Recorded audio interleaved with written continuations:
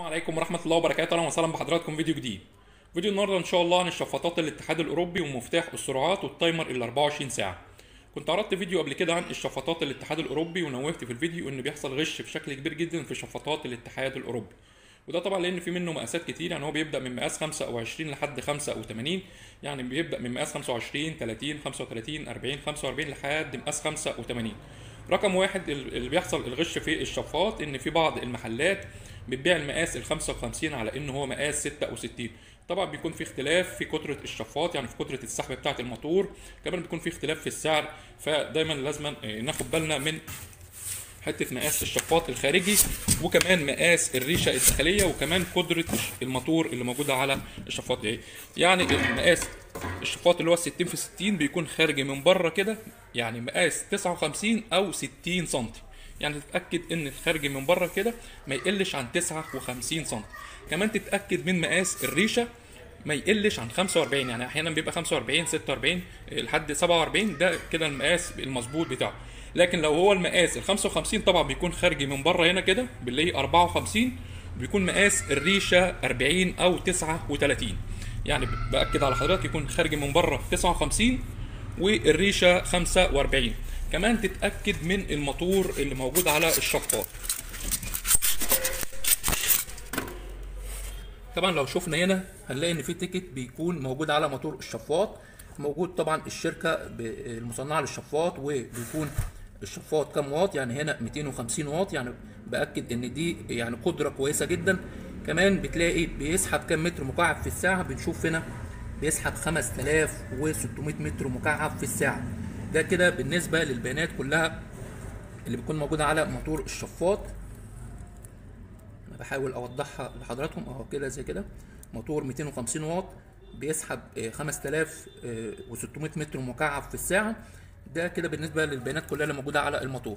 طبعا باكد على حضرتك يكون تيكت زي كده يعني علامه مائيه، عشان خاطر احيانا بيكون في تيكت ابيض وده سهل ان هو بيتغير او سهل ان هو يتبدل. يعني موتور الشفاط ال 60 ما يقلش عن 250 واط وبيسحب 5600 متر مكعب في الساعه.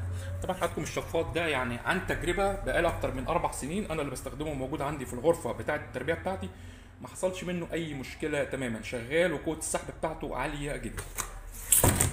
ده كده بالنسبه للغش اللي بيحصل في الشفاط ال 60. كمان هنا مفتاح السرعات، وده طبعا لا غنى عنه وخصوصا في الشتاء، لان احيانا بنبقى مدفيين بنحتاج ان احنا نهوي المكان. لو شغلنا الشفاط على اخر سرعه يعني من غير المفتاح هيسحب الهواء السخن اللي معانا في المكان، فبالتالي هيحصل برد للفراخ. بنصح طبعا باستخدام مفتاح السرعات، وانا برضو مستخدمه بقالي 4 سنين من ساعه ما ركبت الشفاط.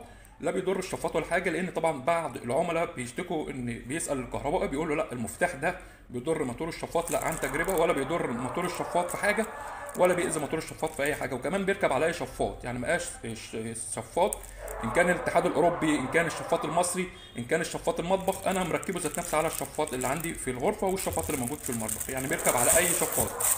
طبعا بيكون في مفتاح سرعات للشفاط ال 60 بيكون مكتوب عليه اللي هو 300 واط، ده بالنسبه للشفاط ال 60.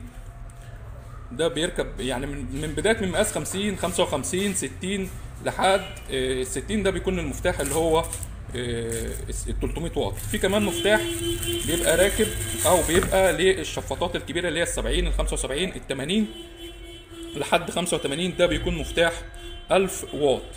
ده طبعا هتكون مفتاح لا غنى عنه زي ما نوهت في استخدامه في الشفاطات، ان احنا نحدد السرعه اللي احنا عايزينها عشان خاطر ما نشغلش الشفاط على السرعه الكافيه. كمان سهل تركيبه جدا، يعني ما فيهوش اي صعوبه، بيركب على طرف واحد من الشفاط. يعني لو فتحنا الشفاط كده تاني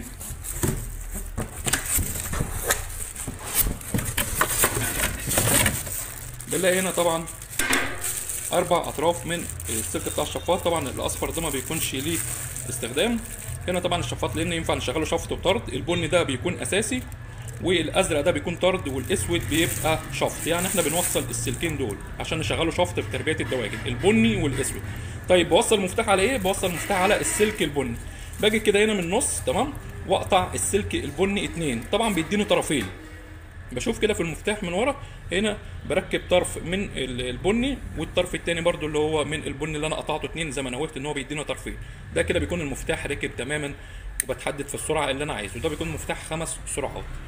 يعني سهل تركيبه جدا ولا غنى عنه في استخدامه في سرعه الشفاط. كمان التايمر ال 24 ساعه بستخدمه في ايه؟ التايمر ال 24 ساعه ده بستخدمه على الشفاط او بستخدمه على الدفايه الكهرباء او برنامج الاظلام. انا عن نفسي بستخدمه في برنامج الاظلام. طيب بظبطه ازاي او بستخدمه ازاي؟ طبعا بقدر اظبطه في الوقت اللي انا مش موجود فيه. يعني ممكن اظبطه على الشفاط ان هو يشتغل ربع ساعه ويفصل ساعتين. يعني لو انا عايز اهوي العنبر بالليل في الوقت ده وانا مش موجود فيه، اظبط التايمر ده واركبه على الشفاط ان هو يشتغل ربع ساعه ويفصل ساعتين. كمان اقدر اشغله على الدفايه، طبعا هو 350 واط يعني يستحمل الدفايه الكهرباء ومفيش اي مشكله اللي هي اشغلها بالليل او في الوقت اللي انا مش موجود فيه. في برنامج الاظلام انا بخليه ان هو يفصل الاضاءه لمده ساعتين او 3 ساعات او حسب عدد الساعات اللي انا عايزه بالنسبه لبرنامج الاظلام، وبعد كده يشغل الاضاءه بقيه عدد الساعات على مدار اليوم. يعني بنصح برضو لو مش موجوده عند حضرتك لوحه التحكم، ممكن تستخدم التايمر اللي هو ال 24 ساعه كان على الشفاط او الدفايه او في برنامج الاظلام. كده حكم بالنسبه لفيديو النهارده شفاطات الاتحاد الاوروبي، العيوب او الغش اللي بيحصل فيها بشكل كبير، ومفتاح السرعات لا غنى عنه، وكمان التايمر ال 24 ساعه.